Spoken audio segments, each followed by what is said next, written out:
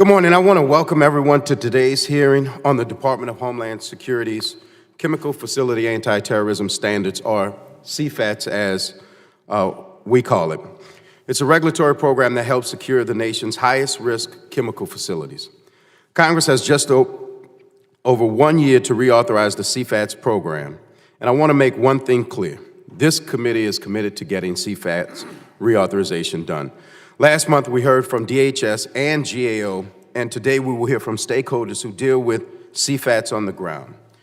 Hearing from people on the ground and do this on a daily basis is important to us. I understand how important the stability of CFATS program is to the chemical industry, which is critical to my district's economy. I also know how important it is to have a program that keeps facilities safe and secure, because my constituents are the people who live near these facilities, the employees who work at these facilities every day, and the firefighters and police we call to respond to an emergency.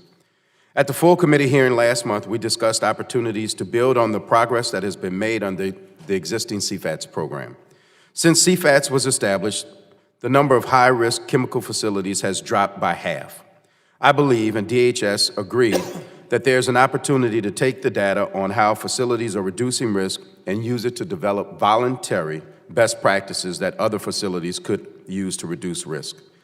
This would be a win-win for chemical facilities, local communities, and the taxpayer, making us all safer and letting DHS focus its limited resources on the highest risk facilities. Unfortunately, we also heard about some of the areas where CFATS continues to fall short. The department is still not making sure first responders and emergency planners have enough information or the right information about local CFATS facilities in their area. 6 years after the disaster in West Texas, this is simply unacceptable. Excuse me. Also, it is not clear to me that CFATS facilities are including employees in the development of site security plans, vulnerability assessments, or inspections as they are required to by law. Finally, if CFATS is going to be successful, we need to be sure that the program is taking all relevant factors into account to assess risk. Otherwise, we can't trust that CFATS is truly capturing the nation's highest risk facilities. For example, right now, DHS does not consider whether the facility is located near a hospital, a school, a residential area, a military base, a power plant, or close to other chemical facilities. Any of these factors could make a facility a more attractive target or make an event even worse for the surrounding community. This is especially concerning to me because research shows that facilities with dangerous chemicals tend to be heavily concentrated in minority and low-income areas, meaning that we may be exposing our most vulnerable populations to a disproportionate share of chemical security risk. DHS should also do more to understand what it means to be high risk and to use expertise of a broader group of stakeholders. Overcoming information sharing challenges will require us to rethink how we restrict access to certain information deemed sensitive to national security. Although I am insensitive to the tension between security and transparency, it cannot be a barrier to better security or used to prioritize the security of some over others. I know many of our panelists have firsthand experience with many of these concerns, and I look forward to hearing your perspectives. With that, I will recognize our ranking member, Mr. Katko. Thank you, Mr. Chairman. Thank you for holding this important hearing today, and welcome to all the witnesses here.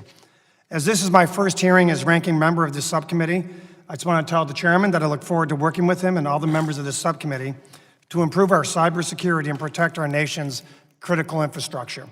Cybersecurity is one of the great threats of our time, and that's why it's such a high honor to be on this committee. A long-term reauthorization of this CFATS is a crucial component of this subcommittee's work to protect our infrastructure, and in that regard, I completely agree with the chairman. CFATS began in 2007 as a program aimed at keeping dangerous chemicals out of the hands of terrorists. Since then, it has evolved into a comprehensive, effective program that provides chemical facilities with the flexibility to implement security standards appropriate to mitigate their facilities' level of risk. CFATS must continue to evolve in small ways to ensure chemical facilities are equipped to address evolving security risks. The current program is a strong foundation upon which to build. The collaborative nature of this program between the Department of Homeland Security and chemical facilities is a key part of its value. I believe that any changes to CFATs should preserve and encourage this inherent collaboration. In addition, the certainty that the 4-year authorization of the 2014 bill provided was a strong signal to both DHS and industry stakeholders to invest and improve the program. Prioritizing another long-term bill is key to the success of this program. As we look to reauthorize this program, it is important that we hear from those involved and affected by the program.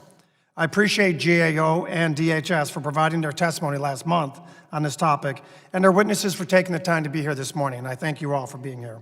I look forward to our discussion about the CFATS program and look forward to working with my colleagues on this committee and in the Senate to continue this important program.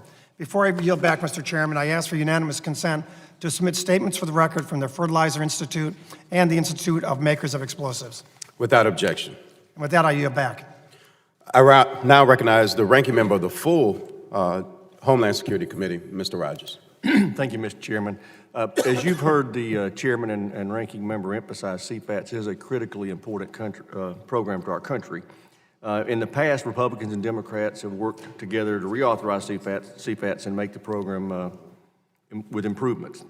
I hope that tradition of bipartisanship on this issue can continue. I believe that with bipartisan, bicameral process, we can quickly move a long-term reauthorization of CFATS to the President's desk. I look forward to working collaboratively with the majority in the Senate and the stakeholders and DHS to reauthorize the CFATS program. I look forward also to this hearing and today's witnesses. With that, I yield back, Mr. Chairman. Thank you to the ranking member of the full committee. I now welcome our panel of witnesses. Our first witness, Dr. Michael Wilson, is the National Director for Occupational and Environmental Health at the Blue-Green Alliance. Prior to that, he served as the Chief Scientist with the California Department of Industrial Relations, and he has also spent 13 years working as a first responder. Next, we'll hear from John Morowitz, who is here on behalf of the International Chemical Workers Union Council of the United Food and Commercial Workers International Union, which represents 20,000 chemical workers in 32 states. Our third witness, Ms. Pamela Nixon, is the president of People Concerned About Chemical Safety, an organization that advocates for individuals and families of the Kanawha Valley community of West Virginia, which is home to multiple high-risk CFATS facilities. Finally, we have Kirsten Mesquil, I hope I pronounced that right, the Director of Corporate Security for BASF Corporation, who is here testifying on behalf of the American Chemical Council, who also has a facility in the 2nd Congressional District of Louisiana. So, without objection, the witnesses' full statements will be inserted into the record. I now ask each witness to summarize his or her statement for 5 minutes, beginning with Dr. Wilson. Thank you, Chairman Richmond, Ranking Member Katko, and distinguished members. My name is Mike Wilson. I'm the National Director for Occupational and Environmental Health at the Blue-Green Alliance. We're a national coalition of 14 labor unions and environmental organizations that has been working together for over a decade to build our nation's clean energy economy in ways that also create good jobs with family-supporting wages and safe working conditions. On behalf of the Blue-Green Alliance and the millions of members and supporters our partners represent, I thank you for inviting me today. We believe CFATS should be reauthorized, but in doing so, we urge Congress to take the opportunity to modernize it by strengthening its requirements in 3 areas: emergency response, worker participation, and risk reduction. And I'll touch on each of these briefly. In the area of emergency response, CFATS gives authority to the Secretary to provide information to local governments, and I quote, to help ensure that first responders are properly prepared and provided with the situational awareness needed to respond to security incidents at covered chemical facilities, end quote. This is useful, but it's not sufficient if the objective is to give firefighters the ability to respond effectively to an industrial chemical incident. As we know from the experience of the Emergency Planning and Community Right to Know Act, or EPCRA, firefighters need much more than chemical information. They need to talk to the people who run the facilities in their jurisdiction. They need to get inside those facilities regularly to see how chemicals are stored and processed in order to imagine what could go wrong. They need to train side by side with facility operators. This is pre-fire planning, and it's crucial to a safe and effective response. and it requires an ongoing commitment by industry. That commitment, however, needs to be explicitly required under CFATS, more so than what is currently recommended within the non-mandatory risk-based performance standards. Because the fact is that except in an emergency, many facilities are reluctant to invite firefighters and other responders in to look around their property, let alone to pull out their equipment and conduct training. I speak to this based on my own 13 years of work as a professional firefighter, EMT, and paramedic, during which time I responded to about 10,000 emergency calls, including to industrial chemical releases and fires.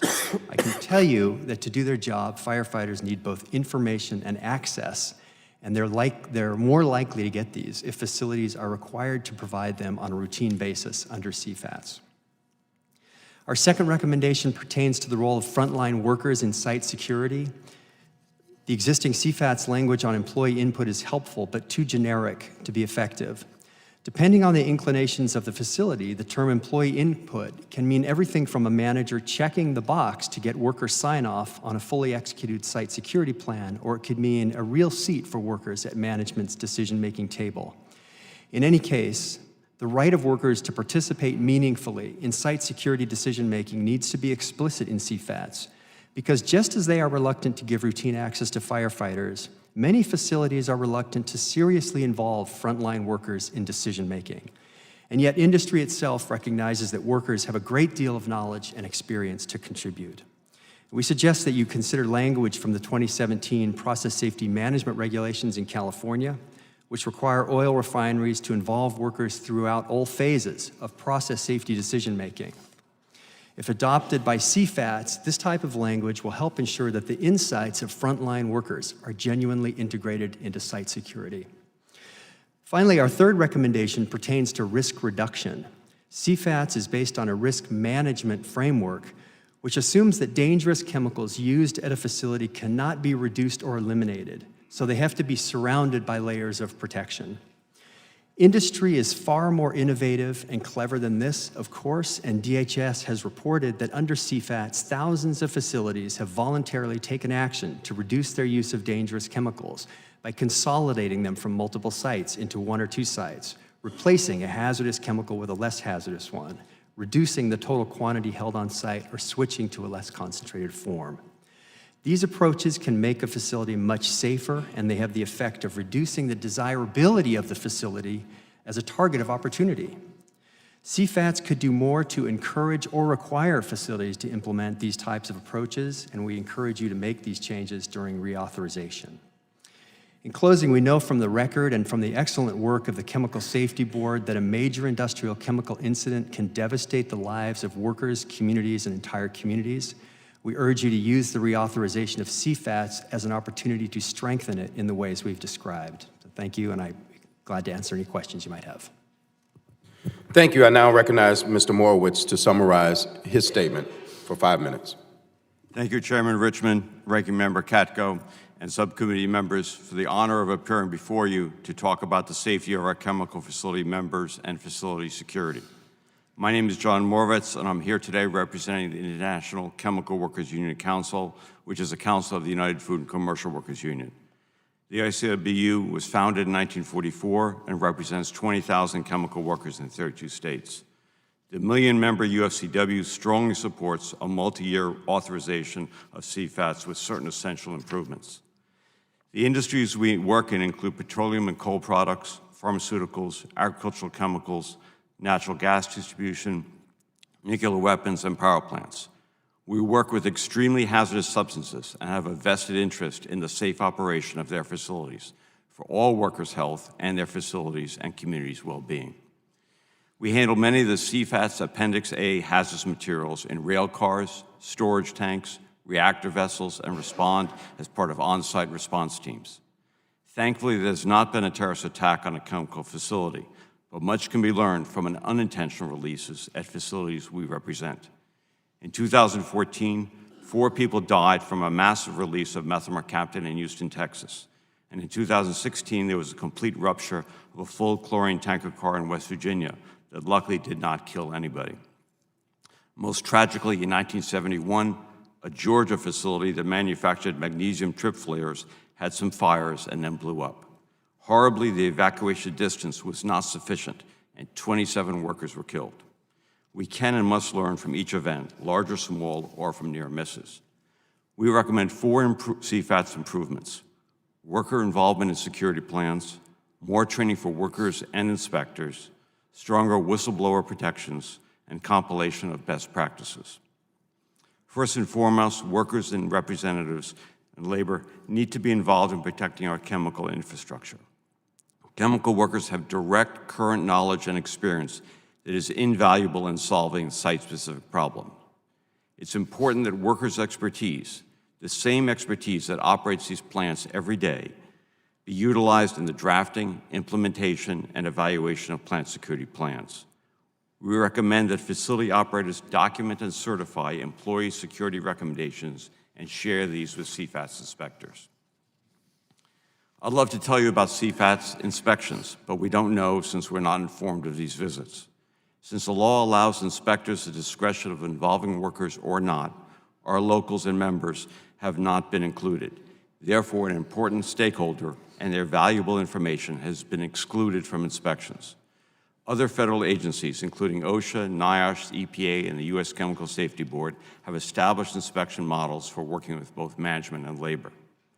Second, key to effective security, worksite security, is good training for everyone about their roles and responsibilities and drills for proper response, as well as training of CFATS inspectors. This is more fully described in my written testimony. Third, whistleblowers who disclose wrongdoing can save lives and help improve public safety and should not face retaliation. Regretfully, fear is a fact of life in all too many workplaces, and jeopardizing one's job by blowing the whistle can be risky.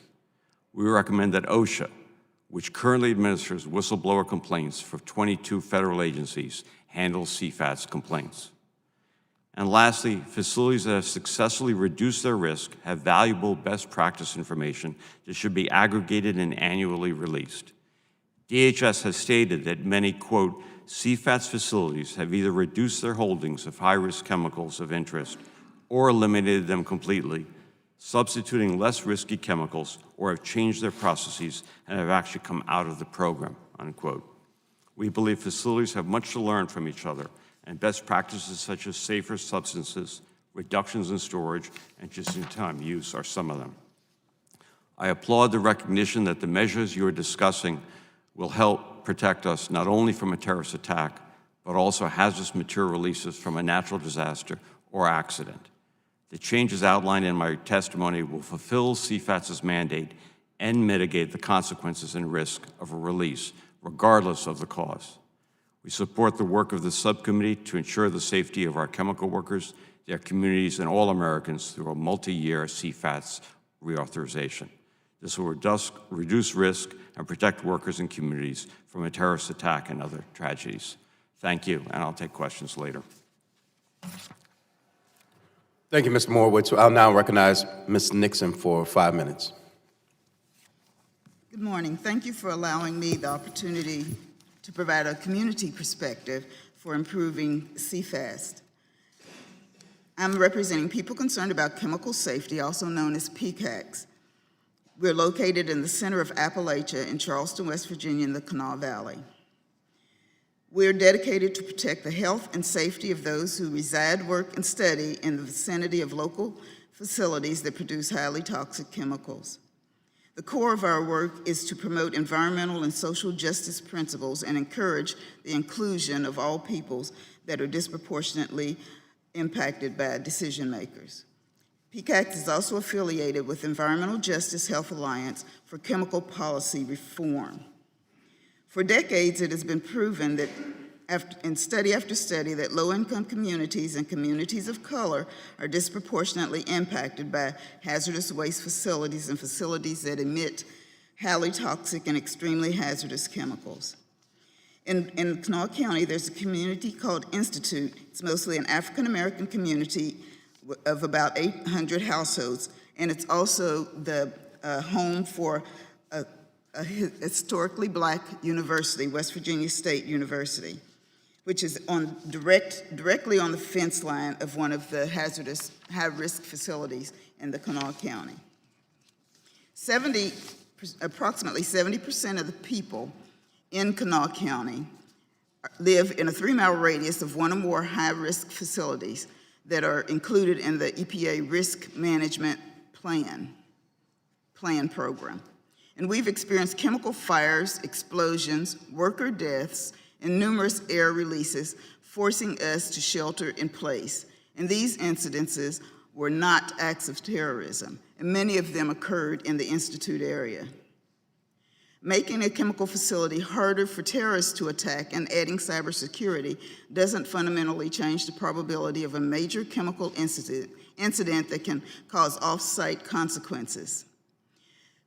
PCAX has met over the years with chemical company officials, asking them to reduce their hazardous chemical inventory, to replace the highly toxic, extremely hazardous compounds with less dangerous chemicals when possible, to switch to safer processes when feasible, and to adopt best practices identified by employees and process safety experts.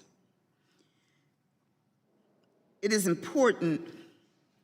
It was only after a 2008 explosion at the Bear Crop Science Facility and Institute and findings from the Chemical Safety Board and the National Research Council that some of the chemical plants in Kanawha County began steps to reduce their risks to the community.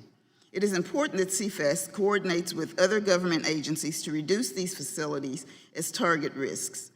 West Virginia is a rural state, and many of our fire departments are run by volunteers and with very little funding. It's imperative that CFATs and high-risk facilities share information with first responders, and especially with volunteer fire departments, to ensure that they are properly trained, understand the characteristics of the hazardous chemicals, and have the proper protective equipment. Proper training and current information on these chemicals allow first responders to return home safely. According to our Kanawha-Putnam Emergency Planning Committee Terrorist Incident Response Section, Kanawha and Putnam County metro area are vulnerable to terrorist incidents. We have 4 clusters of high-risk chemical facilities located along the valley floor. For these are all reasons why communities like mine and others in EJHA need to be protected by policy language that addresses cumulative impacts. Our communities cannot afford to have anything less. We encourage improvements in CFATs to include coordinating with other government agencies to ensure that high-risk facilities reduce their risk, ensuring that the facilities provide current information to the first responders, sharing information as much as possible without compromising security to address public concerns in order to improve confidence in CFATs. We need CFATs to recognize and account for cumulative impacts, including the presence of more than one facility near a community. Respecting the critical importance of the community to access information on hazards, ensuring that the community have access to the information, we need to be informed as partners in security. Assessing how facilities that have tiered out of the program and to share this information and practices with other facilities, and to work with covered facilities to help them to be proactive in assessing whether they should reduce or eliminate their chemical vulnerabilities. Thank you. Thank you, Ms. Nixon. We'll now have Ms. McSkill. Thank you. Good morning, Chairman Richmond, Ranking Member Katko, and members of the subcommittee for the opportunity to testify today. I am Kirsten Meskill, Director of Corporate Security for BASF Corporation, headquartered in Florham Park, New Jersey. We have over 100 facilities in 30 states and more than 20,000 employees in North America. I am the immediate past chair of the Chemical Sector Coordinating Council, and I am currently serving as the chair for the Security Committee of the American Chem Council, ACC. I am here today on behalf of the ACC to voice general support for a multi-year reauthorization of the Chemical Facility Anti-Terrorism Standards, CFATS. ACC member companies manufacture products that are critical to the everyday health and well-being of our nation and essential to developing a more sustainable and competitive economy. Based on our critical role in the nation's economy and our responsibility to employees and the communities where we operate, security is a top priority for my company and for the ACC. In 2001, ACC created a stringent, mandatory security program called the Responsible Care Security Code. Since its creation, ACC members have invested more than $17 billion under the security code to further enhance site security, transportation security, and cybersecurity at our facilities. The security code has become a gold standard for the industry and serves as a model for regulatory programs. Over the past 4 years, the Department of Homeland Security has significantly improved its administration of the CFATS program and has had a positive impact on enhancing security at chemical facilities. Most importantly, DHS leadership has demonstrated a commitment to working with members of the regulated community to improve implementation of the CFATS program. While DHS has made considerable strides to improve CFATS, there are additional areas for improvement. I would like to highlight 4 of these today. Ensure multi-year authorization. While industry was pleased that Congress passed a short-term extension in January to avoid a complete shutdown of CFATS, I think we all agree that it is not the best solution going forward. Longer authorization periods provide important stability for planning security investments and allow DHS to operate the program efficiently and effectively. Congressional oversight is important to evaluate the efficacy of CFATS regarding the changing security environment. However, multi-year authorization is warranted to meet the key objectives of stability and efficiency of the program overall. Secondly, assess the value of TSDB screening at low-risk facilities. Recently, DHS has been implementing a risk-based performance standard at 200 high-risk facilities, those that are at tiers 1 and 2. This requires facility operators to collect sensitive personal information from thousands of employees and contractors for DHS to vet against the terrorist screening database. DHS is now planning to extend the program to an additional 3,000 low-risk tier 3 and 4 facilities. This will expand vetting to tens of thousands of more employees and contractors. ACC and its members are concerned that with such an expansion is unnecessary and will put personal information at risk. Furthermore, it is unclear what benefit is associated with the additional vetting, given the cost. While we support vetting at high-risk Tier 1 and 2 facilities, we hope DHS can reconsider this requirement for lower-risk 3 and 4 facilities. Thirdly, improving transparency in DHS risk determinations. This comes by being more transparent with facility operators about risk determination, tiering levels, and ways to potentially reduce that risk. Since the operator is responsible and has authority to make security risk management decisions for the facility, it is important that they have access to all the information about risk tiering. And finally, establish a CFATS public-private partnership. DHS should leverage CFATS and industry stewardship programs such as ACC Responsible Care Program, with the goal of further enhancing the security of hazardous chemicals.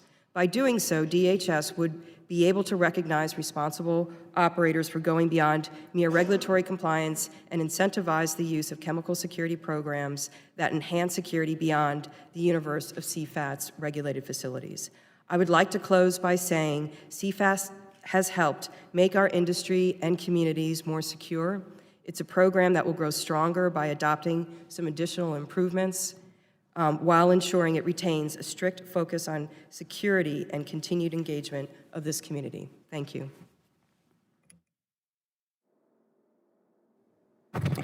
Thank you. I thank all the witnesses for their testimony. I'll remind each member that he or she will have 5 minutes to question the panel. I will now recognize myself for 5 minutes to ask questions, and I'll start with Dr. Wilson. And as a first responder, I think you bring a unique perspective. So just a couple questions. Based on that first responder experience, how is a lack of information for first responders, putting that first responder at risk? Well, in a number of ways, and it's an excellent question. One of the structural problems is that information is transmitted to local emergency response committees, LEPCs, and these are essentially volunteer committees set up by representatives from the safety and emergency response community. They're underfunded, and I would say vastly overtasked with what they're responsible for doing. Since 9/11 and Katrina, these LEPCs are responsible for industrial emergency response plans, for preparing communities for natural disasters, and as well for terrorist attacks, and for transmitting information to first responders. And I think there's good evidence to show that structure needs to be reevaluated, and that first responders need to get information that's timely, that's comprehensive, and they need to be able to match that information to their experience. As I said in my testimony and in my written testimony, actually getting their hands and getting themselves into the plants themselves to better understand what it is they're walking into in the event that an emergency occurs at the facility. In my experience, it was even difficult to get information in the first place, and that it was very difficult to have an ongoing cooperation with the industrial facilities in our jurisdiction. And so, as a consequence, when we responded to industrial chemical releases, to fires at industrial facilities, there was a lot of uncertainty. And honestly, I don't think we fully appreciated the risks that we were facing going into those incidents. You mentioned that LEPCs, and so I'll go to Ms. Nixon now and ask, as a member of your local LEPC, can you tell us why emergency managers need to have some visibility into chemical security risk so they can protect their communities? They need this because they're getting most of their information from the EPA's risk management program, and so it's difficult for them to know exactly all of the chemicals that are within the facilities, and then they have to transmit all that, as Mr. Wilson said, to the first responders. And I know that during our 2008 fire and explosion at the Institute plant, it was hours before the first responders knew exactly which unit it was that was burning and that had exploded. And even though they questioned them routinely over the radio, through the dispatcher, trying to find this information, it was difficult for them to get this information. So all this information is imperative that it's shared with our first responders. Well, in this question, I'll just ask generally, maybe start with Ms. Gill. In the event of an incident, workers would likely be the first to answer the door when firefighters and police arrive. Is there a risk that if employees are not involved in a security plan, emergency response could suffer, almost like Ms. Nixon just spoke of? Sure. So at BASF, and I know at many of my peer colleagues in the ACC, employees are involved in security planning for all the reasons that were been summarized today. The expertise is shared across the facility, how to best prevent, contain, and react to an incident. And so definitely for our companies, site security planning is very collaborative and includes many employees. It's absolutely essential that that planning extends to local emergency responders. And I know at BASF and my peers in the chemical industry at ACC also proactively engage local law enforcement and emergency responders to participate in our emergency planning, our site security planning, and in some cases even in tabletop exercise and site drills and exercises. And I applaud that. My question would be, follow-up question would be, do you think that every facility does that? And I know you said BASF and many of your ACC, but would you think that that is across the board 100%, or do you just think it's a best practice that should be 100%? Yeah, unfortunately, I cannot comment as to whether or not it's done 100%, but it definitely is a best practice in security planning and emergency response planning. Thank you. I now recognize the ranking member, Mr. Katko, for 5 minutes. Thank you, Mr. Chairman, and thank you all for your thoughtful testimony. A couple quick questions. Dr. Wilson, first of all, thank you for your time as a first responder. Prior to coming to Congress, I was on the front lines with organized crime cases, and I worked hand in glove with first responders on a daily basis. So I thank you for your service there. Have you heard of the term the chemical vulnerability information? Which was a chemical vulnerability information? Yes. Sure. Yeah, okay. So first responders have access to that if they go through proper training. Is that fair to say? And that allows them to have access to what information, what chemicals are in the facility? They have access through the LEPCs through information on chemicals that are located and the quantities of those chemicals located at facilities in their jurisdiction, yes. Correct. And in order to have access to that, the first responders have to get training. And I guess my question is, are the first responders getting the proper training and proper support to get that training so that they can have the information about each of these facilities? I would respond to that by saying it really varies. In urban... That's my concern, yeah. Yeah, I think your concern is warranted. I think in urban areas, we have some of the nation's elite hazardous materials response teams. Those folks are well-trained, they're well-equipped, and they're capable of responding. And we also have rural departments, many, that are served in rural areas that are served by volunteers who have other jobs. And I can tell you that one of the things that I did in serving with the FEMA National Response Team on Task Force 4 with the Oakland Fire Department was serving as an adjudicator for a large Bay Area exercise called Operation Urban Shield. And I was a judge for really top-notch hazmat teams who were responsible for going through an exercise responding to a massive chlorine leak at a water treatment plant. And I can tell you that even with those folks who understand the challenges that they're up against and are well-resourced, it's a difficult exercise. Mm. It's a high-consequence, low-frequency type of event, and there's a lot of information, and the situation is dynamic and changing so there's both, as I said in my testimony, the need for both information and also routine access to these facilities. Right. Okay, so it's a good segue to my next question here. But first of all, I want to remind everyone that there's other agencies oversee the chemical distributors. Lord knows Ms. Meskel knows that.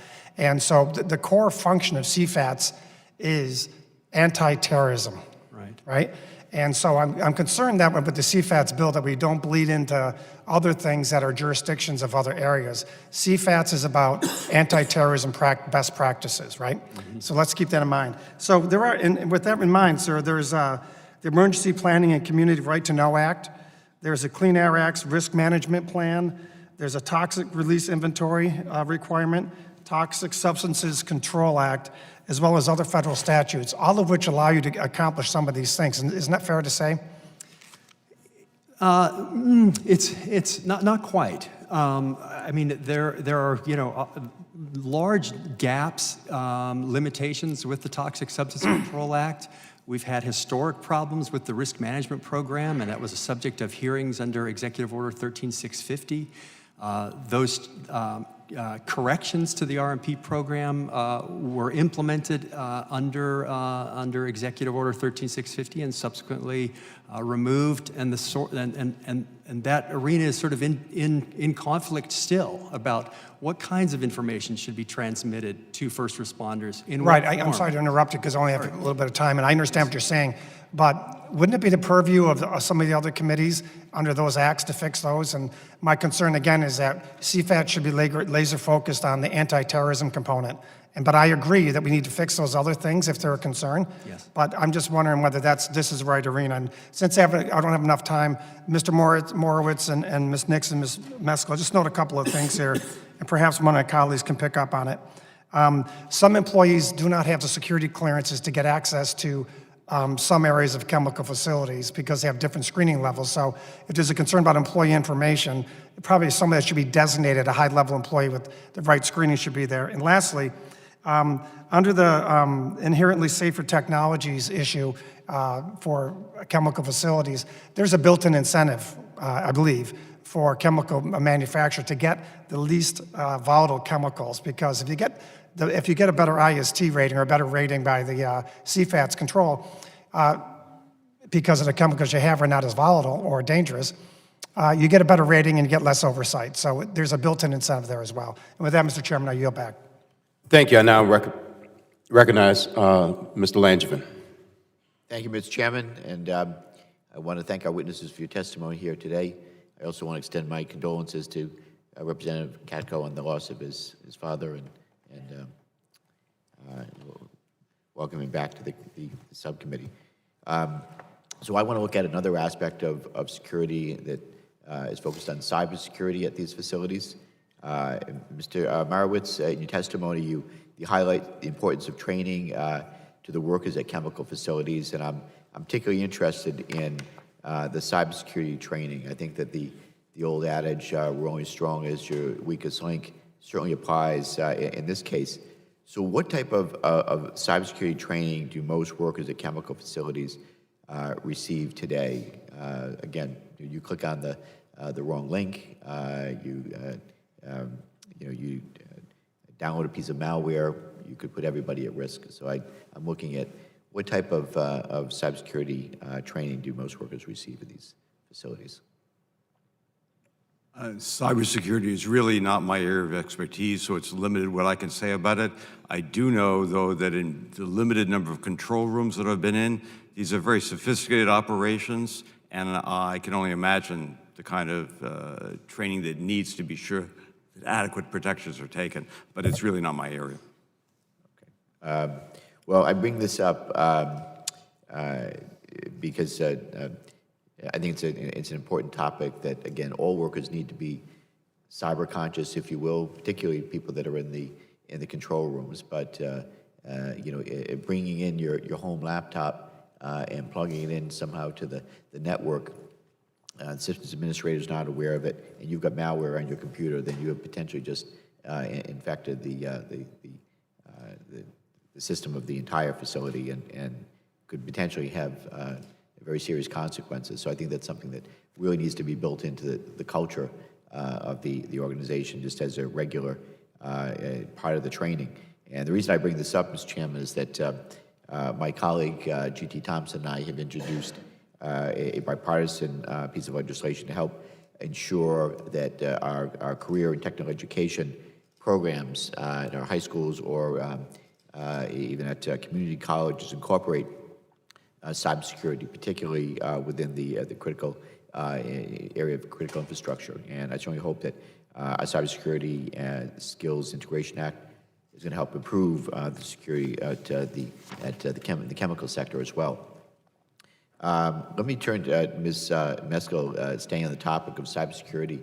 If I could ask you, what metrics does your industry use to assess your cybersecurity posture? Thank you very much for the question. We have BSF being an extremely large organization, and as I stated earlier, hundreds of facilities, different types of facilities, manufacturing, distribution, R&D. We have multi-levels of cyber risk, and so the metrics that we use really look across that spectrum, and we do take the risk-based approach. So we're looking at risks that might come up in an administrative building, so trade secrets and things of that nature, R&D, where it might be attacked by again, competitors or others trying to steal our innovation. And then, of course, to the topic that you already referred to our industrial control systems. And so once we understand the risks, then we start layering our security planning on top of it. It is rooted very much, as you suggested, in strong employee awareness of what that risk might be in the area that they're operating in.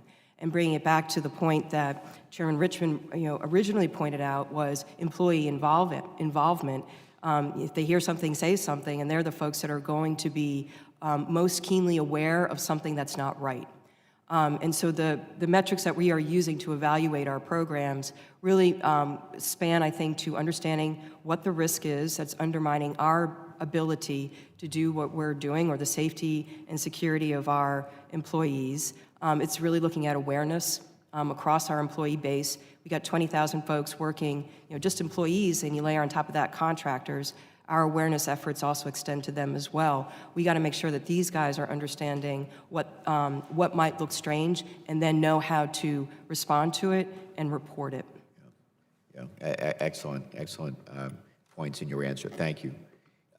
Do you happen to know how often you refresh the metrics that you use, and is there an annual audit or something quarterly? It's constant. And so these areas are being reviewed by internal audit, by our IT function, by our security function, by our responsible care auditing function. And cybersecurity is a topic that they are reviewing. Information protection actually is what we call it within our organization. So they're constantly looking at it. Thank you very much. I appreciate your answer. My time has expired, but thank you. I yield back. I thank the gentleman. I'll now recognize Mr. Walker from North Carolina. Thank you, Mr. Chairman. Thank you for calling this hearing.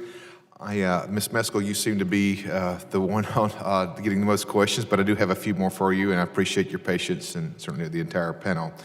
As you know, the DHS has implemented the personal surety program at the Tier 1 and Tier 2 facilities. My question first question is, do you have any feedback on how that's going at this point? At this point, the feedback that I'll share from my own organization is when we went through the process, it was smooth and it's fine. And I'm hearing pretty much the same from my peers in the ACC. There were some initial hiccups, as you would expect, but now those seem to have been ironed out. As you look, I guess, potentially to implement some of the changes in the Tiers 3 and 4, would you speak to talking about maybe the challenges that it would exist in implementing such a program? Absolutely. So as it happens, at BASF, and I think at many of the companies of our size, many of our facilities, we have worked to reduce our risk.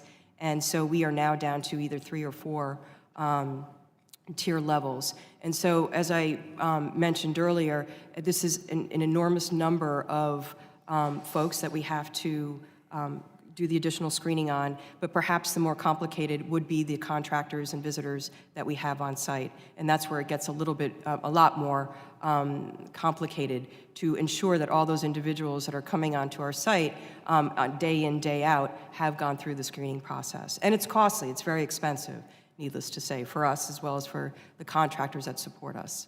So that would be one of the challenges as far as the cost as well. Correct. Ms. Meskel, how would you rate the coordination with state and local officials to improve emergency management operations? Would you speak to that? Sure. So again, we take a very proactive approach at BASF, and I know my peers in ACC do as well, to ensure that we are networking and coordinating with local law enforcement, state and federal, as well as emergency responders. Our primary responsibility is the safety of our own people and the continuity of operations, the protection of the communities that we work in, and we recognize our responsibility to do that. And the best way that we can do that is ensuring that our local responders and law enforcement officials understand our plans, know who we are familiar with our facilities, and that our efforts to contain, prevent, and mitigate these threats are completely aligned and collaborated with them. That's a great goal. Can you unpack that a little bit more and tell me the intentionality it takes to be able to build that relationship? It's constant, again. And so I am not familiar with any cases where we have been turned down or where a local law enforcement, state or federal entity or emergency responder has not welcomed that opportunity. But as referenced earlier by Dr. Wilson, it is something that needs to happen at least annually. And I know our sites strive to have that meeting conversation at least annually to talk about any changes, particularly as people rotate through positions. And Ms. Meskel, how has stakeholder engagement been enhanced since the beginning of the CFATS program, and how, in your opinion, can it be reasonably improved as we move forward? I'm sorry, could you clarify stakeholder?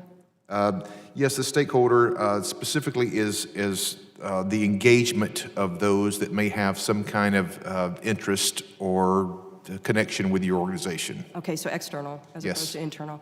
I cannot comment as to whether CFATS has improved that because it's already, as I mentioned earlier, a best practice for emergency response planning and site security planning. And so I believe that engagement, at least at BASF, would have occurred with or without CFATS.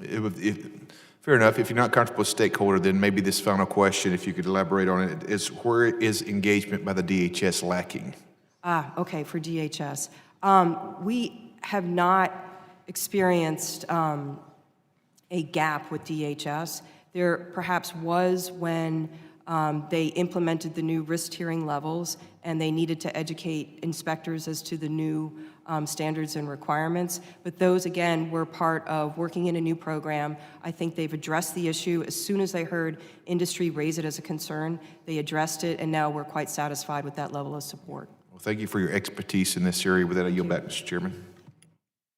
Thank you, Mr. Katko. I now recognize the gentlewoman from New York, Ms. Rice. Thank you, Mr. Chairman. I want to thank you all for coming here today to talk about this very important issue. As I'm one of the founders and co-chairs of the House Whistleblower Protection Caucus, I am very concerned to hear that facility employees and union representatives have been left out of the development and implementation of whistleblower programs at chemical facilities. So, Mr. Wilson, I think I'll address my questions to you. What is the current process for an employee to report a concern, and how is DHS disseminating information on appropriate whistleblower procedures to facility employees? My understanding is that there are whistleblower protections within CFATS, but the ways in which that's actually implemented out in the field, it's not clear to me. It's also not clear in looking through the risk-based performance standards if inspections include an assessment of whether and to what extent whistleblowers have been protected or have been retaliated against in some way or another. Well, have you heard of any specific whistleblower retaliation cases that at any CFATS facility, you personally? I have not personally, no. Do you know if DHS requires training for all facilities covered by CFATS on how to appropriately handle whistleblower complaints? My understanding, again, in looking through the risk-based performance standards and the guidance documents, is that their training around the handling of whistleblowers and the protection of whistleblowers from retaliation would be a helpful addition to the program. Does DHS need additional statutory authority to compel facility owners and operators with whistleblower regulations? I think that would be a benefit as well, yes. So, are you aware of GAO's recommendations in regards to whistleblower retaliation that DHS has not yet implemented, any of those recommendations that they have not yet implemented? In looking through the GAO reports, my recollection is that those have not yet been implemented. Again, though, I would have to look at the GAO reports a little more carefully. And I recall that they have been looking for a way to formalize those complaints and to surface them and ensure that employees know that they have the right to call attention to a problem, and that they can do so without fear of retaliation, that there's a system for doing that, and there's notification within their workplaces to that effect. And so would you agree with DHS's assessment that it does not have the authority to pressure facilities to comply with whistleblower regulations? It's a little bit outside of my expertise, but in reading just simply a read of the statute itself, it does have whistleblower protection, but DHS would have to make a determination to that effect. Ms. Meskel, can you answer that question? Could you please repeat the question? Do you agree with DHS's assessment that it does not have the authority to pressure facilities to comply with whistleblower regulations? No, I'm sorry, I can't comment on that question as far as DHS authority. Okay, but any whistleblower, are you aware of any whistleblower issues? No, none at all. And we have our own, of course, internal means for employees to escalate concerns and issues. Okay. Yes. Does DHS issue guidance for cyber, I don't know if Mr. Langevin asked this question, but does DHS issue guidance for cybersecurity standards that CFATS facilities have to meet? Yeah. Yes, they do. In the risk-based performance standard, there are guidelines for cybersecurity, yes. And let me just ask you to expound on a comment that you made before about when you gave a list of 4 recommendations. You were talking about a concern that you had about the value of testing on lower-level facilities and what that would encompass in terms of the number of employees and the privacy issue. Can you just expound a little bit more on that? Sure. This is going back to the question that was raised before. It has to do with the terrorist database screening of employees and contractors at lower-risk facilities. And what are your specific concerns about that? Our concerns are exposing personal data of thousands and thousands of employees and contractors for this terrorist database screening, and whether the value actually is there for the cost and for the potential risk of exposing this personal data to cybersecurity risks. But don't you think that's one of the core ways to ensure security at these facilities? Well, we are conducting our own background screening anyway, which includes, criminal background checks also. So it seems duplicative, yes. So have you communicated that? Yes.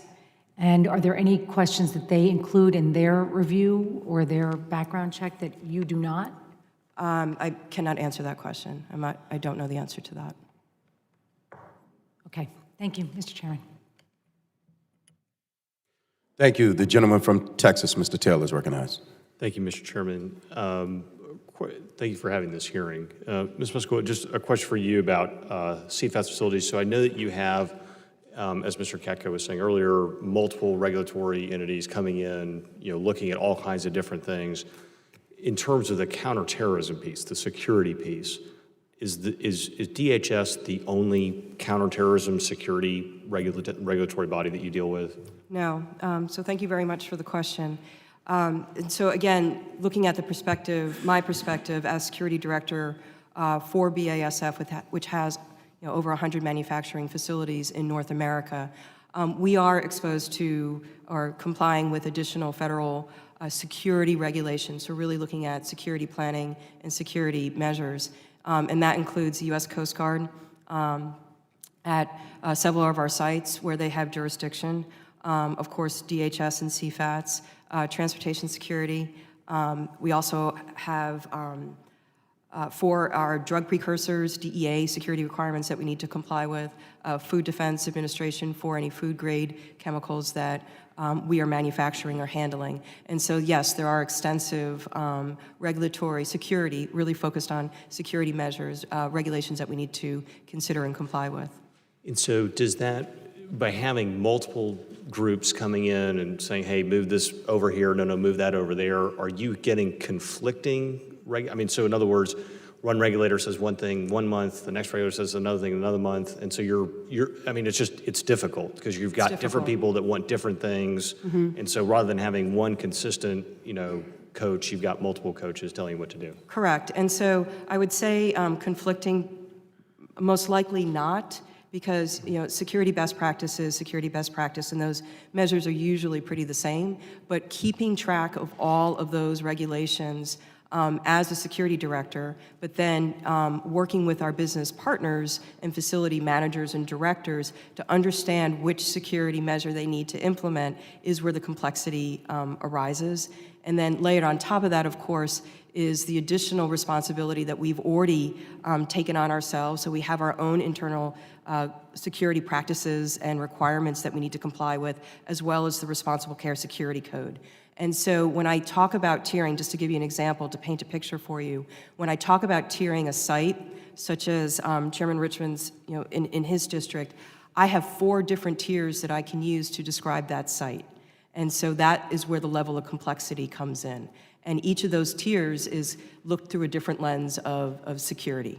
And I'm sure you would view it favorably if Congress moved to simplify that. Absolutely. Just to make it easier to do your job and to do what we're all trying to do here. It's not just ease, it's really keeping our focus. And so what I think everybody here can agree with, that you want to make sure that chemical manufacturers and handlers are completely focused all the time on the security risk, on the terrorist risk. And if I'm spreading that focus across many different regulations, then it can get distracting. If I'm more focused on complying with regulation rather than managing the threat to my site, then I am potentially going to lose focus. And I think that's the greater concern. All right, Mr. Chairman, I'd like to yield my time to Ranking Member Katko. Gentleman is recognized. Thank you, Mr. Chairman, and thank you, Mr. Taylor, for yielding time. Just got a quick question.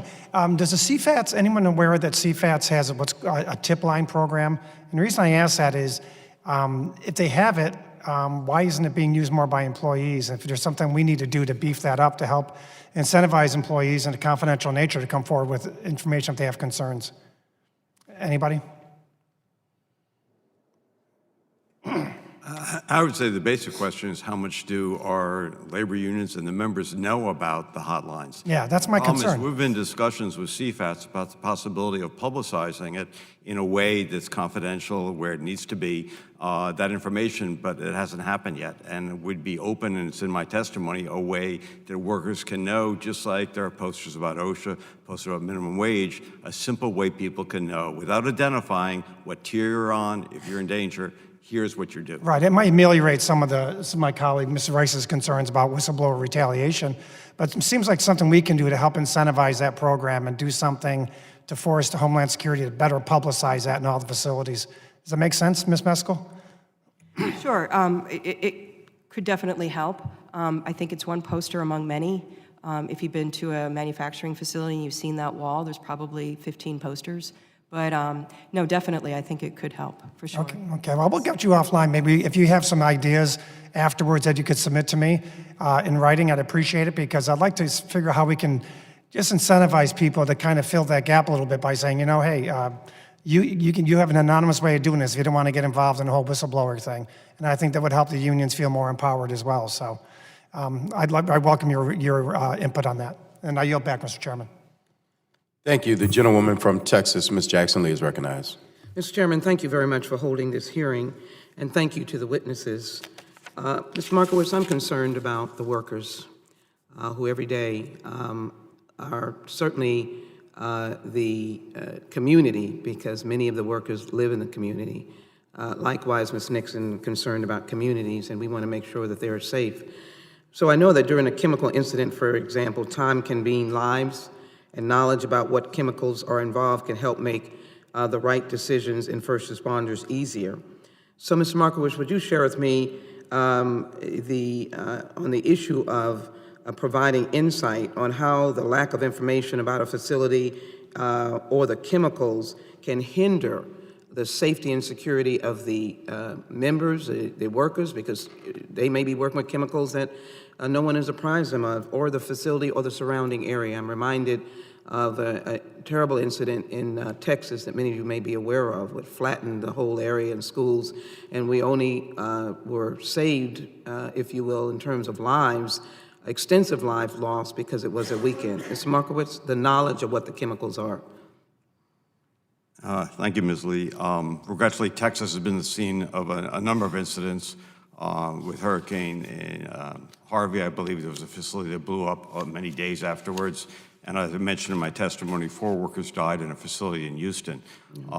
As I put in my testimony, one problem is that the knowledge that workers have under another jurisdiction, this is under OSHA, is a one-time deal. It's basically hazard communication, you're trained once, and that's it.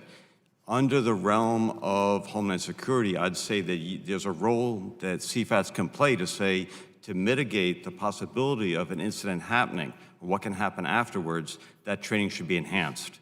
I'm not fully aware of the CFATS inspector's training, but that's part of it also. The other thing I'd say that in terms of knowledge, the other question is, what do you do with that knowledge? And part of the problem been alluded to is emergency responders. And our members, as well as salaried people, are on joint emergency response teams. One thing you could enhance is ability and the mandate to say, you have to train. You have to train internally, you have to train with the LAPCs, the local first responders. We have found if people don't drill, that things fall apart, and some of those tragedies are really horrendous. Thank you so very much. I'm intending to introduce again the Frank Lautenberg Chemical Facility Cybersecurity Act. I know that with all of our excellent workers that we're moving more to a cyber system in many of our facilities. And what happens when the cyber attack combined with chemicals, it is potentially unspeakable. So we have computer programs that need to be secured, and Mr. Markowitz, you're making a very good point that I'm going to take up on because I'm very interested in that in terms of the training, and I think that training should also involve the cybersecurity system. Mr. Dr. Wilson, do you feel able to comment on that, the cybersecurity system? If there's a specific question regarding cybersecurity, could you repeat that? The importance of also assessing the cyber system in a chemical plant. That's outside my area of expertise. Okay. Let me conclude my comments, Mr. Chairman. We are in the infrastructure committee as well, and we do not have this matter before us, but I just feel compelled just to make a comment on the recent tragedy dealing with the Ethiopian Airlines. And I know that we have a lot of responsibilities. I consider that a security issue, and frankly believe that the FAA should ground the 737 MAX 8 to protect the lives of individuals because pilots and flight attendants and passengers count. So I thank the gentleman and I yield back my time.